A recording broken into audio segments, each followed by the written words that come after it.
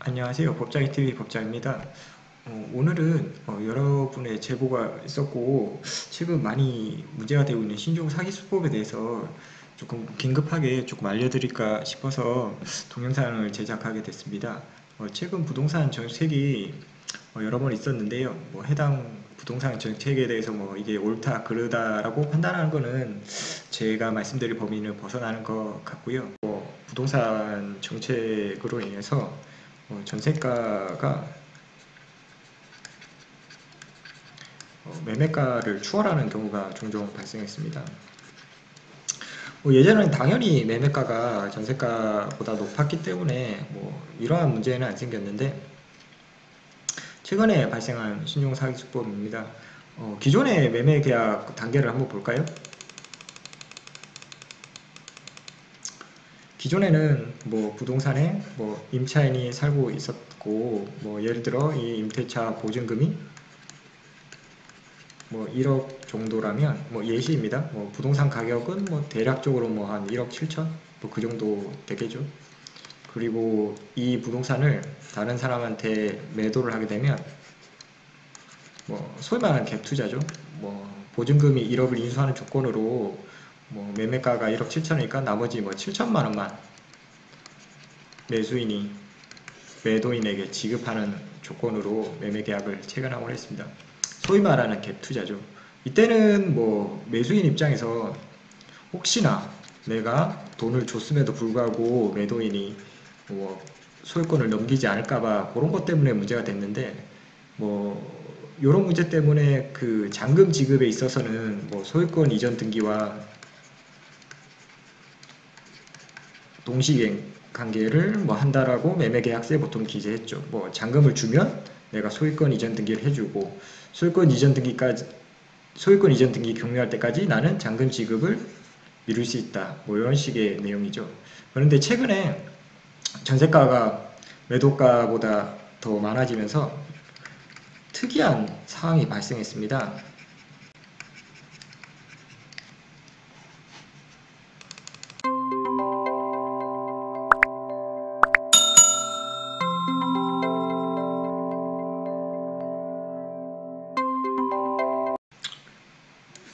부동산 임차인이 예를 들어 보증금이 1억이다. 근데 이 부동산 가격이 7천만 원이다. 예를 들은 거예요. 이렇게까지 차이 나는 게 잘 없겠죠. 보증금 1억이면 최소한 9천만 원 정도는 될 것 같아요. 그냥 예를 들은 거니까요. 설명을 위한 예니까요. 이걸 매수인이 사게 됐다. 매도인 입장에서는 최근 부동산 정책과 관련해서 양도세라든지 여러 세금 문제, 보유세도 최근 중과세 한다는 말도 있어서 아마 팔려고 하는 경우가 많은 것 같아요. 최대한 빨리 팔아서 양도세적인 부담도 줄고 보유세에 대한 부담도 줄기 위해서 팔려면 매수인 입장에서는 오히려 이 부동산을 사면 손해이기 때문에 오히려 웃돈을 요구하는 경우가 많습니다. 한 3천만 원, 최소한 3천만 원을 매수인이 매도인으로부터 받아야 손해가 아니겠죠. 근데 문제는 여기서 발생합니다. 매도인 입장에서는 급한 나머지 웃돈 3천만 원을 매수인한테 지급을 합니다. 그리고 당연히 매수인이 이 소유권을 넘겨가겠지라고 생각을 합니다. 근데 이 매수인은 3천만 원을 받고 행방불명이 됩니다. 이런 경우가 너무 많아요. 저한테도 많이 의뢰하시고 고소고발이 급증하고 있는데 이런 상황에서 사기를 안 당하게 정말 조심하셔야 됩니다. 일단은 매도인 입장에서 보면 이 갭이라는 3천만 원에 대해서는 매수인한테 지급하기 전에 임대인지를 양도하는 계약서를 작성하셔야 됩니다. 간단하게 얘기하면 매도인은 임대인이고 이 임차인에 대해서 보증금 1억 원을 지급할 의무가 있습니다.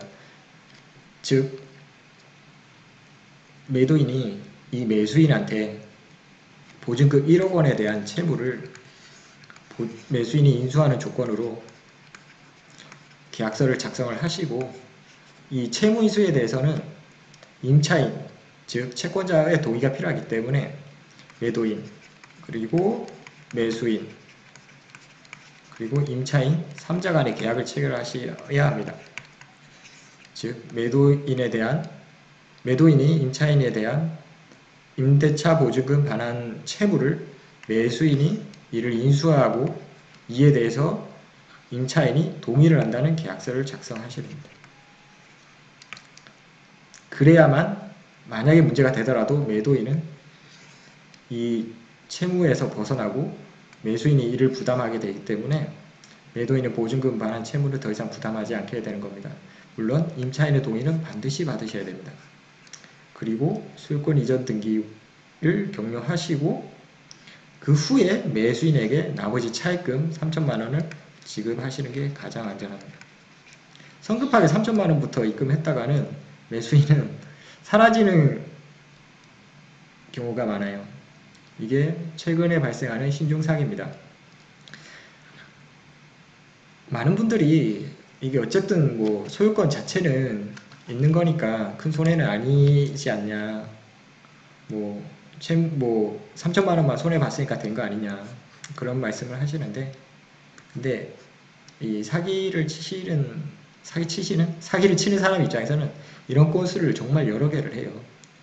그래서 정말 많은 이익을 취득하고 행방불명이 되세요. 행방불명. 사실 행방불명이 되면 찾기도 어렵고 고소한다 하더라도 손해배상 책임까지 물리기가 쉽지 않은 경우가 있어요. 또 자력이 없는 경우도 있고요. 손해배상을 받지 못하는 경우가 드물게 발생해요. 손해배상을 받지 못하는 경우가 종종 발생해요. 왜냐하면 이 사기를 친 사람은 자력이 없는 경우가 많기 때문이에요. 따라서 요약해보면 두 가지를 조심하셔야 돼요. 간단하게 제가 정리를 해드릴게요.